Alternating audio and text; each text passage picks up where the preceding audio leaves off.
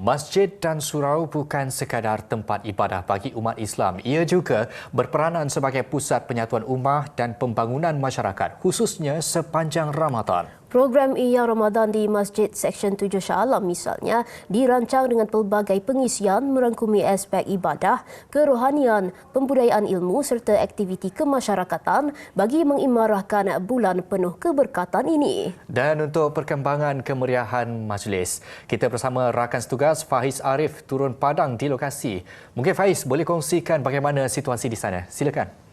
Baik, terima kasih Asri dan juga Intan di Balai Berita Bangsa. Saya Faiz Arif. Langsung saya bawa ke perkembangan dari Shah Alam Selangor yang mana hari ini saya berpeluang sendiri turun padang menyertai kemeriahan program Ihya Ramadan di Masjid Seksyen 7 Shah Alam. Dan mana dilihat suasana di belakang saya, tak sampai 5 minit dah penuh dah. Kemah yang berupa 21 buah kemah didirikan semata-mata untuk meraihkan kemeriahan di program Ihya Ramadan di Masjid Seksyen 7 Shah Alam Selangor ini. Dan untuk bercerita lebih lanjut mengenai kemeriahan program ini, saya bersama dengan pengurusnya dan juga Imam Masjid Seksyen 7 Shah Alam iaitu Ustaz Muhammad Faiz Hamzah. Ustaz, terima kasih kerana mendapatkan masa untuk bersama dengan Peti 9 ketika ini. Baik Ustaz, di awal ini kita tengok macam-macam program direncanakan. Ada program demam darah, ada kids zone, ada program iftar dan sahur pun akan ada nanti. Jadi mungkin di awal ini suka untuk saya tahu lebih lanjut mengenai program yang direncanakan Ustaz. Okey, bismillahirrahmanirrahim. Pertama sekali terima kasih kepada pihak media TV9 yang sudi hadir bersama-sama kami pada hari ini. Dan kami sangat mengalu-alukan pihak media untuk melihat sendiri bagaimana suasana menyambut ketibaan bulan Ramadan di Masjid Seksyen 7 Shah Alam.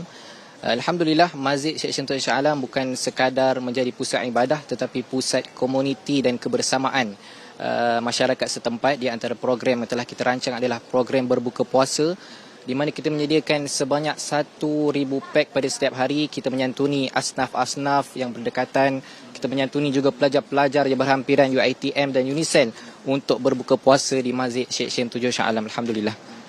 Jadi Ustaz, bila kita bicara mengenai program ibadah, khususnya solat sunat tarawih kan, mesti ramai tertanya-tanya dan saya difahamkan Masjid Seksyen 7 menampilkan koridor sahur tempatan untuk dari imam jemputan. Betul Ustaz? Betul. Ya betul. Pada kali ini kita membawakan kori-kori yang ternama di mana kita jemput sebagai imam jemputan secara bergilir supaya jemaah dapat merasai sendiri kelainan bacaan dan juga kelainan tarawih yang lebih menghidupkan jiwa, insya-Allah. Ustaz, mungkin di akhir ini suka untuk Ustaz wawarkan kepada warga sekitar khususnya di Seksyen 7 Shah Alam untuk ramai-ramai mengimarahkan masjid pada bulan yang penuh keberkatan ini Ustaz.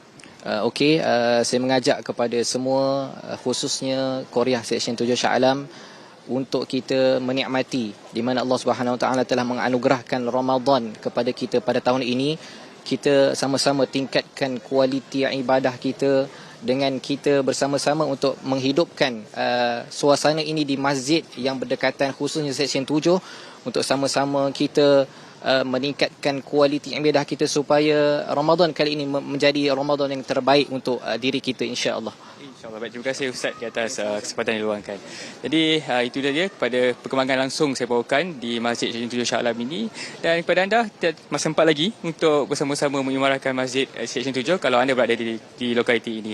Dan kepada Asri dan Intan selamat buka puasa dan jangan lupa juga rakan-rakan pihak produksi dan juga editorial. Jadi sekian saja perkembangan langsung saya bawakan dari Shah Alam. Kita kembali ke Balai Berita Bangsa.